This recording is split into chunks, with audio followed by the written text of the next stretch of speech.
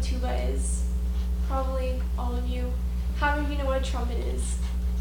Almost all of you. Okay, so how many of you know what a euphonium is? If you're not in band, you probably don't know what a euphonium is. It's just because it's like a lesser known brass instrument. It kind of looks like a small tuba, but it's different in several ways.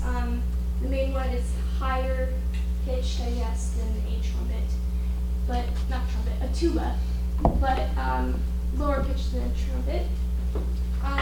So I've been playing euphonium for about a year now with Connie, and before that I played in middle school a little bit. And today I would like to show you guys the basics of the euphonium, and ultimately how to play it. First, I will show you the parts of the euphonium. Second, I will show you how the euphonium works mechanically. And then third, I will show you guys how to play. So to start out with the parts, this is a mouthpiece, and unlike some instruments, it's not that hard to put together. You just put the mouthpiece in and you're done. And the mouthpiece is what you use to blow air into the instrument. These are tuning slides. I don't know if you can see, but they're kind of pulled out a little bit. And these just make sure the instrument is in tune. If you're familiar with string instruments, it's kind of like tightening or loosening the strings, but this just changes how the air goes through the instrument.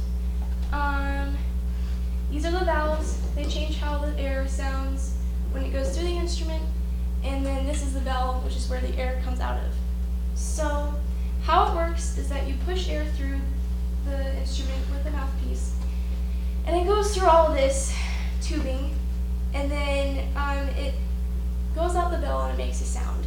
And the path of the air kind of determines how the air will sound.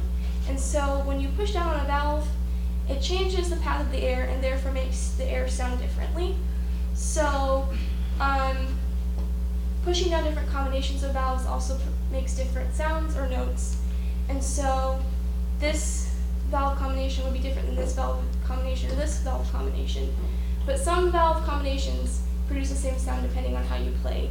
It's a little complicated, but not too horrible, so it's not bad. And so now that you know like how it works, we're going to go on to how to play. So the most important part of playing the euphonium is basically buzzing, because if you don't buzz correctly, then you're not going to get a lot done. So to buzz, you kind of just purse your lips together and push air through so that your lips vibrate, and ultimately it sounds like this without the euphonium. It's hard to do it without a mouthpiece because you can't really get feedback about if you're buzzing correctly, and plus the mouthpiece kind of helps shape your lips. If you don't buzz tight enough, you kind of get a crappy sound like this. And if you don't like buzz at all and you just blow air, you kind of just, you don't get a sound at all. But if you do buzz correctly, you can get a multitude of sounds. Okay, so next goes the pressure of air. The lower pressure air you use, the lower the sound will be. So if I don't blow hard with my lips, then through the mouthpiece I get a lower sound.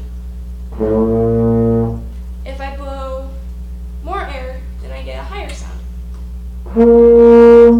And then, depending on the pressure there, you can get every sound in between.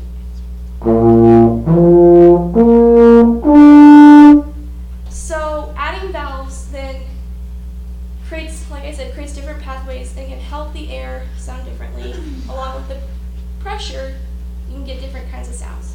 So,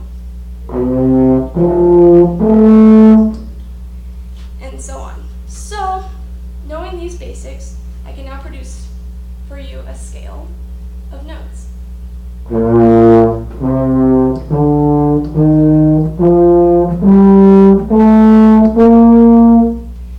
Alright, so in conclusion, playing the euphonium is kind of hard to begin, but once you get the hang of it, it's not so horrible, and it gets easier and easier.